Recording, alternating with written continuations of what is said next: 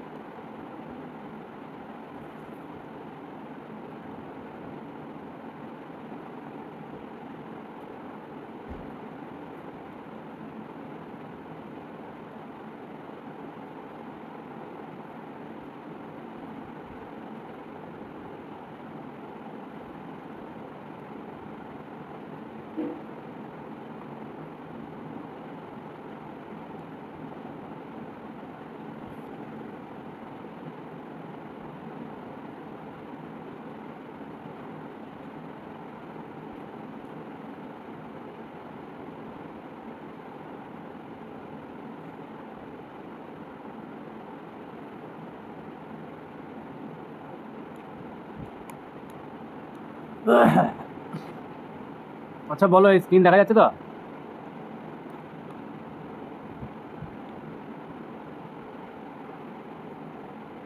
আচ্ছা এই জায়গাটা আজকে পড়িয়ে দিই, এই প্রফিট লস ডিসকাউন্ট।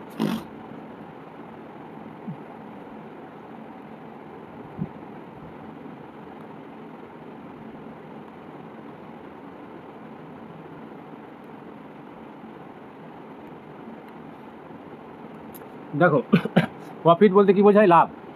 লস মানে ক্ষতি, আর ডিসকাউন্ট মানে হচ্ছে ছাড়।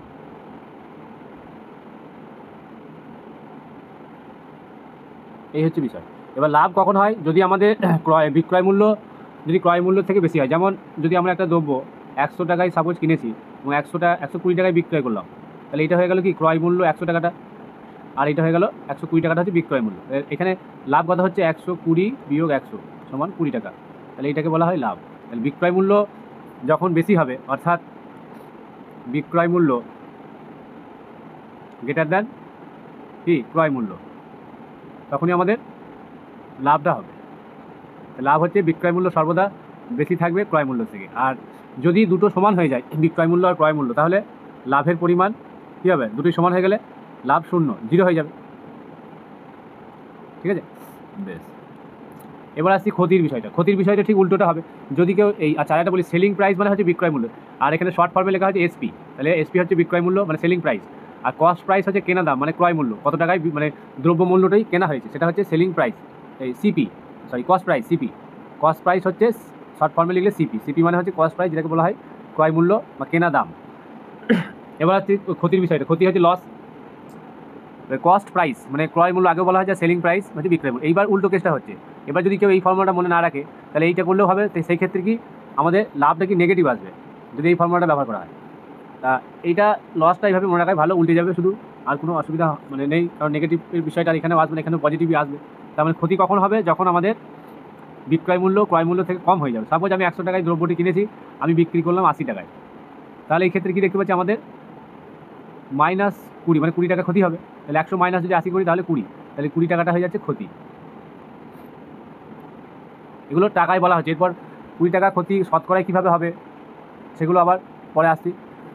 তার মানে এখানে উল্টো কেসটা হবে। তার মানে ক্ষতি কখন হবে? ক্ষতি হবে যদি বিক্রয় মূল্য লেস দ্যান ক্রয় মূল্য, মানে ক্রয় মূল্য যদি বেশি হয়ে যায় বিক্রয় মূল্য থেকে, তাহলে আমাদের ক্ষতিটা হবে। তার জন্য আমাদের এই ফর্মুলাটা ব্যবহার করতে হবে। এটাকে শর্ট ফর্মে লিখে দিই, সিপি মাইনাস এসপি। এবার এখানে আরেকটা বিষয় নোটবুকে আমি লিখেছি। অনেক সময় সেলিং প্রাইস বলে একটা শব্দ আমরা দেখতে পাই। সেলিং প্রাইস তার মানে কি? অ্যাকচুয়ালি বিক্রয় মূল্য। এবার সেলিং প্রাইসটা কি অনেক সময় কীভাবে থাকে? কোনো একটা দ্রব্য, হয়তো আমি একটা ওষুধের কথা বলছি, মার্কেটে একটা ওষুধ এসছে বা কোনো একটা যে কোনো দ্রব্য হতে পারে, সেই দ্রব্যটা প্যাকেটে গায়ে একটা দেখবে ছাপ দিয়ে একটা প্রিন্ট আউট প্রাইস লেখা থাকে, ঠিক আছে? সেটাকেই বলা হয় লিস্ট প্রাইস। দেখা যাচ্ছে এটা লেখা আছে 120 টাকা, রুপিস 120 টাকা এই দ্রব্যটার মূল্য। হয়তো সেটা কোনো একটা সিরাপ হতে পারে, যাই হোক হতে পারে। এবার বলা হচ্ছে এখানে কিছু ডিসকাউন্ট। ডিসকাউন্ট মানে আগে বলেছি এটা হচ্ছে ছাড়। এই জায়গাটা অনেক সময় গোলমাল হয়, ঠিক আছে? তাহলে এই যে লিস্ট প্রাইস মানে ছাপ দিয়ে যে লেখাটা থাকে সেটাকে লিস্ট প্রাইস বলা হয়। এটা অ্যাকচুয়ালি কি ক্রয় মূল্য নয়, ঠিক আছে? এইবার দোকানদার হয়তো যার কাছ থেকে কিনেছে তার কাছে একটা ডিসকাউন্ট পেয়েছে, এবার দোকানদার নিজে ডিসকাউন্ট দেবে, বললো এখানে 10% ডিসকাউন্ট দিয়ে পাবে। তাহলে 120 টাকায় যে ছাপ যার দেওয়া ছিল তার উপর 10% ডিসকাউন্ট মানে ছাড় দিচ্ছে। তাহলে এইটার কত দামে বিক্রি করবে সেই দোকানদার? তাহলে এই 120-র উপর কি 10% কষবো বাই 100, 0 ক্যান্সেল, তাহলে 12 টাকা ছাড় পাচ্ছে, তাই তো? তাহলে এখানে লিস্ট প্রাইস ছিল 120, ছাড় পেলো 12 টাকা, তাহলে হচ্ছে 108 টাকা। এই 108 টাকাটা হয়ে যাবে দোকানদারের বিক্রয় মূল্য। তারপরেও কিন্তু দোকানদারের লাভ থাকে। হয়তো দেখা যাচ্ছে সেই দোকানদার কিনেছে হয়তো 100 টাকায়, তাহলে দোকানদারের আবার 8 টাকা লাভ থাকছে। তাহলে এই জায়গাটা আমাদের একটু ভালো করে বুঝতে হবে যে লিস্ট প্রাইস থেকে ডিসকাউন্ট যেটা দেওয়া হবে এটা 10% হিসাবে ধরা হয়েছে। ডিসকাউন্ট মানে ছাড়টা, তাহলে আমাদের 120 থেকে 12 টাকা বাদ দিলে আমাদের দোকানদার এই ওষুধটা 108 টাকায় আমাদের দেবে। তারপরেও কিন্তু এদের লাভ থাকে, কারণ এ হয়তো একটা ডিসকাউন্টে কিনেছে কোম্পানির কাছ থেকে। এবার আগেই বলছিলাম যে লাভের শতকরা হার, প্রফিট পার্সেন্ট হচ্ছে লাভের শতকরা হার। কীভাবে বার করবো? লাভ যেহেতু হচ্ছে তার মানে এসপি আগে থাকবে, সিপি পরে থাকবে, কারণ বিক্রয় মূল্য সবসময় বেশি তবেই তো লাভটা হয়। তাহলে এসপি মাইনাস সিপি। এবার লাভের শতকরা হার হোক বা ক্ষতির শতকরা হার হোক, নিচেই সবসময় আমাদের ক্রয় মূল্যটাকে রাখতে হবে, নিচেই সবসময় ক্রয় মূল্যটাকে রাখতে হবে, সিপি মানে কস্ট প্রাইস। একইভাবে লস পার্সেন্ট মানে ক্ষতির শতকরা হার, সেই ক্ষেত্রে কি এইটা বলছিলাম যে ক্ষতি যখন হবে আগেই লেখা হয়েছে যে সিপি মাইনাস এসপি হবে, তাহলে সিপি থেকে এসপি বাদ যাচ্ছে, যেহেতু ক্ষতি হচ্ছে তাহলে ক্রয় মূল্য নিশ্চয় বেশি বিক্রয় মূল্য থেকে, ঠিক আছে। এইটা গেল, এইটা মাইনাস এইটা, আর নিচে সবসময় সিপি। এবার কী করবো, শতকরায় যেহেতু বার করতে বলেছে বা বার করতে বললে আমাদের সবসময় 100 দিয়ে মাল্টিপ্লাই করতে হবে, তাহলে আমরা শতকরা ক্ষতি বা শতকরা লাভটা পেয়ে যাব। কোশ্চেন সলিউশন করার সময় ক্লিয়ার বোঝা যাবে। কতজন এলো? দুজনই। নেক্সট বলছি if there is a profit of X%, ঠিক আছে, যদি X% প্রফিট হয় সিপির ওপর মানে কস্ট প্রাইস কেনা দামের ক্রয় মূল্যের উপর যদি X% কেউ লাভ করে, তাহলে দেন প্রফিট অন এসপি মানে সেলিং প্রাইস বিক্রয় মূল্যের উপর কত লাভ হতে পারে বা হবে। তাহলে আমি একটা দ্রব্য সাপোজ আমি বলছি যেখানে বিক্রি করে ক্রয় মূল্যের উপর 10% লাভ করেছি, কী বলছি, ক্রয় মূল্যের উপর 10% লাভ করেছি, তাহলে বিক্রয় মূল্যের উপর আমার কত লাভ হবে। তার মানে সেই ক্ষেত্রে আমরা যদি এই বিক্রয় মূল্যের উপর ক্রয় মূল্যের উপর যদি 10% লাভ হয়, তাহলে বিক্রয় মূল্যের উপর লাভ বার করতে গেলে আমাদের যখন এই প্রফিটের বিষয়টা আসছে বিক্রয় মূল্যের উপর লাভ, সেই ক্ষেত্রে আমাদের এই ফর্মুলাটা অ্যাপ্লাই করতে X/100 প্লাস X ইন্টু 100। তার মানে এখানে এক্সের জায়গায় যদি আমরা এই ফর্মুলাতে 10 বসাই, আমি একটা বাংলাতে লিখে দিচ্ছি, যদি ক্রয় মূল্যের উপর যদি এখানে লেখা আছে সরি ক্রয় মূল্যের উপর যদি X% লাভ হয়, তাহলে বিক্রয় মূল্যের উপর লাভের হার হবে এইটা, নিচেই এই এক্সটা প্লাস আকারে থাকবে। তাহলে এখানে 10 বসিয়ে দেবো এক্সের জায়গায়, তাহলে 10/100 10 হয়ে যাবে, এখানে 100 প্লাস 10 ইন্টু 100, তাহলে 100/11 ভাগ করলে কি আসছে 9/11 99, তাহলে 9.1/11%, এটা হচ্ছে বিক্রয় মূল্যের উপর লাভ। তাহলে আমরা কি দেখতে পাচ্ছি যে ক্রয় মূল্যের উপর যদি লাভ 10% হয়, বিক্রয় মূল্যের উপর লাভ হচ্ছে 10%-এর থেকে কিছু কম, তাই না। তার মানে বিক্রয় মূল্যের উপর যে সেম লাভ থাকবে না, কিছুটা কমে যাবে। নেক্সট একইভাবে বলছি if there is a loss of X% on CP মানে ক্রয় মূল্যের উপর এবার বলা হচ্ছে যদি X% লাভ হয়, দেন দ্য এই ক্ষতি হয়, লস মানে ক্ষতি, ক্রয় মূল্যের উপর যদি ক্ষতি হয় তাহলে বিক্রয় মূল্যের উপর ক্ষতি কত হবে, লস অন এসপি বিক্রয় মূল্যের উপর কত ক্ষতি হবে। এই ক্ষেত্রে ক্ষতির বিষয়টা যেহেতু আসছে, তাহলে আমাদের এখানে লাভের ক্ষেত্রে প্লাস ছিল, আমরা একই ফর্মুলা ব্যবহার করব, এখানে আমরা প্লাসের জায়গায় শুধু মাইনাস করে দেবো, বাকি সব সেম। তাহলে এই কোশ্চেনটাতেই আমি এক্সের জায়গায় যদি 10 বসিয়ে দিই, তাহলে আমরা কি দেখতে পাচ্ছি যে ক্রয় মূল্যের উপর বিক্রয় মূল্যের উপর ক্ষতিটা কী হবে। তাহলে আমরা যদি সাপোজ ধরেই নিই যে X = 10, তাহলে 10% ক্ষতি হয়েছে ক্রয় মূল্যের উপর, তাহলে বিক্রয় মূল্যের উপর ক্ষতিটা কত হবে। তাহলে এই ফর্মুলাতে বসিয়ে দিলে কী আসবে 10/90 100 - 10 ইন্টু 100, তাহলে 100/9,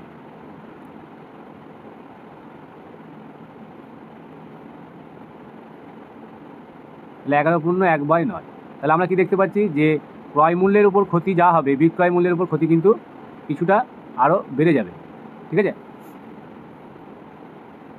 কারো কোনো প্রশ্ন থাকলে বলো। নেক্সট বলছে if there is a profit of X% on SP, তাহলে বিক্রয় মূল্যের উপর যদি X% লাভ হয়, উল্টো কেসটা প্রফিট অন সিপি, এইটা যেটা করলাম ঠিক এর উল্টো কেসটা, দেখো ফর্মুলাগুলো ওই রকমই আসে। পরীক্ষাতে মানে ইন্টারভিউ, হ্যাঁ ধরতেই পারে, সিলেবাসের বাইরে তো কিছু নয়, তোমাকে তো স্কুলে এগুলি পড়াতে হবে। না বলছি যে এখানে কি মানে পেন খাতা ব্যবহার করতে হবে না বলে মুখে মুখে বলতে? হ্যাঁ মুখে মুখে বলবে বা তোমাকে পেন খাতার বিষয়েও বলতে পারে, ওখানে তো দিবে হয়তো কাগজ।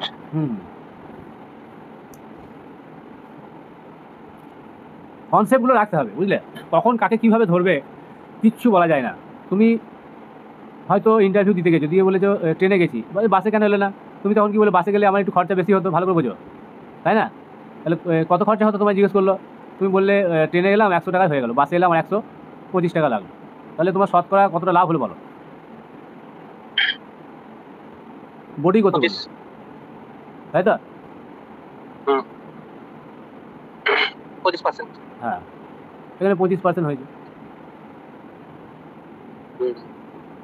কখন কি ধরবে এগুলো কনসেপ্ট না থাকলে বলবে এই স্কুলে গিয়ে পড়াবে কি, সাধারণ কনসেপ্টগুলো জানে না, সব কিছু আমাদের জেনে যেতে হবে। বলছি যখন তুমি এই ক্লাসে যখন পড়াবে, এই ফর্মুলাগুলোই অ্যাপ্লাই করে করাবে, বুঝতে পেরেছো? ফালতু ওদের ঘরে ওই অত ডিটেলস বুঝিয়ে কোনো লাভ নেই, ও বুঝবেও না। আর এগুলো কম্পিটিটিভ পরীক্ষা এমসিকিউর জন্য বেস্ট। এখন যেহেতু সমস্ত এক্সাম দেখবে এমসিকিউ হয়ে গেছে, তাহলে আমাকে তো কী মেথড অ্যাপ্লাই করছি তো তারা তো দেখবে না। ভালো করে বোঝার চেষ্টা করো, আমি কি মেথড অ্যাপ্লাই করে প্রশ্নটা সলিউশন করছি সেটা তো দেখবে না। ছাত্রছাত্রীদের সুবিধার্থে বা আগামী দিনে তারা যে কম্পিটিটিভ পরীক্ষাগুলো দেবে তাদের তো এইগুলোই কাজে লাগবে। ওই বইয়ের মেথড কি কাজে লাগবে তুমি বলো? আমরা গ্র্যাজুয়েশন পড়ে এলাম, ওই বইয়ের মেথডে অঙ্ক করেছি কেউ? তো প্রয়োজন হয়েছে? এই জন্য এমসিকিউ এর জন্য সবসময় আমাদের এইভাবেই ভাবতে হবে। আর এগুলো ডাইরেক্ট ফর্মুলা অ্যাপ্লাই করলেও কোনো অসুবিধা, এগুলো সব প্রমাণ করা যায়, জানো তো? হ্যাঁ, বলছি if there is a profit of X% on SP then profit on CP will be. তাহলে এখানে দেখো কি মজার বিষয়টা হচ্ছে, এখানে প্রফিট বলা থাকছে কিন্তু কেসটা উল্টো। তাহলে এখানে মাইনাস হচ্ছে, তার মানে এখানকার প্রফিট মানে দেখো এইটার উপর ক্ষতিটাকে বোঝাচ্ছে, লসটাকে। মানে এইটা খেয়াল রাখতে হবে যে লসটা যদি সিপির ওপর হয় তাহলে এসপির ওপর লস কত হবে, সেই ক্ষেত্রে মাইনাস। তাহলে সিপি থেকে এসপিতে আসলে মাইনাস হচ্ছে, এইটা ঠিক উল্টো, এসপি থেকে সিপিতে আসছে, দেখো সেম ফর্মুলা। তাহলে আমরা নেগেটিভ ফর্মুলাটা বসিয়ে দেবো। তাহলে এখানকার মানে বিক্রয় মূল্যের উপর যদি X% লাভ হয় তাহলে ক্রয় মূল্যের উপর লাভ কত হবে চেয়েছে। ঠিক একইভাবে দেখো 8 নম্বর যে সূত্রটা, if there is a loss of X% on SP, এখানে SP then loss on CP, দেখো প্লাস হয়ে যাবে। এবার বলো এই ভ্যালুটা বেশি আসবে না এই ভ্যালুটা বেশি আসবে, তোমার কি মনে হয়? প্রথমটা 7 নম্বরটা 7 নম্বরের ভ্যালু বেশি আসবে না 8 নম্বরের ভ্যালু বেশি আসবে? 7। হ্যাঁ, কারণ এটাও নিচেই নেগেটিভ আছে, মাইনাস করা আছে, তার মানে লবটা থেকে হরটা বড় হয়ে যাচ্ছে। তাহলে হর বড় হয়ে গেলে কি হয়ে যাবে, এটা ভগ্নাংশটা কি অপকৃত বড় ভগ্নাংশ হবে, এবং এর ভ্যালু সবসময় কি অপকৃত ভগ্নাংশ গ্রেটার দ্যান 1 হয়, আর প্রকৃত ভগ্নাংশ হলে লেস দ্যান 1। 100টা আমি ছেড়ে দিচ্ছি, 100 মাল্টিপ্লাই করলে তো একের থেকে বড় একটা ভ্যালু আসবে, এটাতে আমি যাচ্ছি না, আমি এই জায়গাটার কথাটা বলছি। তাহলে value of 7 greater than value of 8 নম্বরের ফর্মুলা। নেক্সট, এই ফর্মুলাটা বহু টাইপের কোশ্চেনে অ্যাপ্লাই করা যায়। এটা আছে মানে শুধুমাত্র যে প্রফিট লসের জন্য নয়, মানে নয়, বাকি আদার্স দেখবে যে সমস্ত কোশ্চেন আছে, ওই কাজের দিনের যে অঙ্কগুলো আছে ওইগুলো তো এগুলো অ্যাপ্লাই করা হয়। এই ফর্মুলাটা খুবই মানে অ্যাপ্লাই হয়, বিভিন্ন জায়গায় অ্যাপ্লাই করা যায়, এটা শর্টকাট ফর্মুলা এগুলো।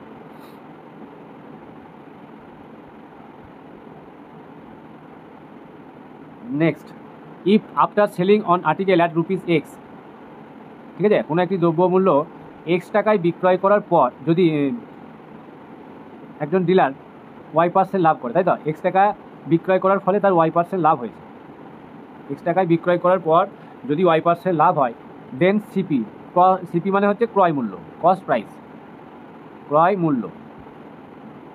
তাহলে ক্রয় মূল্য হচ্ছে এটা, ক্রয় মূল্য সেক্ষেত্রে কী হবে, সাপোজ X এর ভ্যালু আমি নিলাম, হয়তো আমি 10 দিয়ে করাচ্ছি, তাহলে 10 দিয়ে শুরু করি, 10 টাকায় বিক্রয় করেছে, দিয়ে সাপোজ লাভ হয়েছে 5 টাকা। দেখো তাহলে ক্রয় মূল্যটা কত ছিল, তাহলে 100/105 ইন্টু এক্স মানে হচ্ছে, এটা কিন্তু মাল্টিপ্লাই নয়, এটা এক্স এর ভ্যালু কত, 10 ইন্টু 10। তাহলে এখানে ডবল এক্স দিলে খারাপ লাগবে, সেই জন্য ডট দিয়ে দিচ্ছি, তাহলে 10।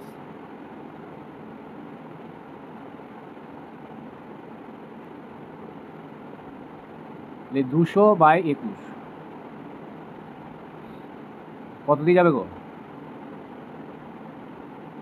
8 9 1 9 9 2 18, তাই তো?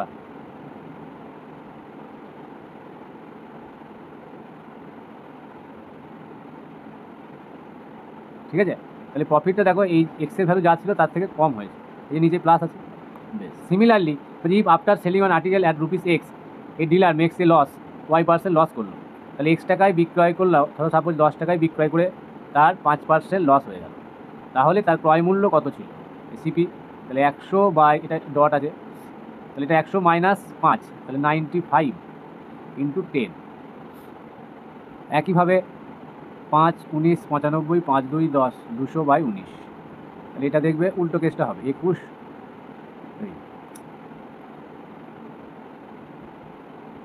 2 পূর্ণ কী হচ্ছে গো, 20 হবে, এটা 10 হবে, 10, এটা 10 হবে, 19 10 190,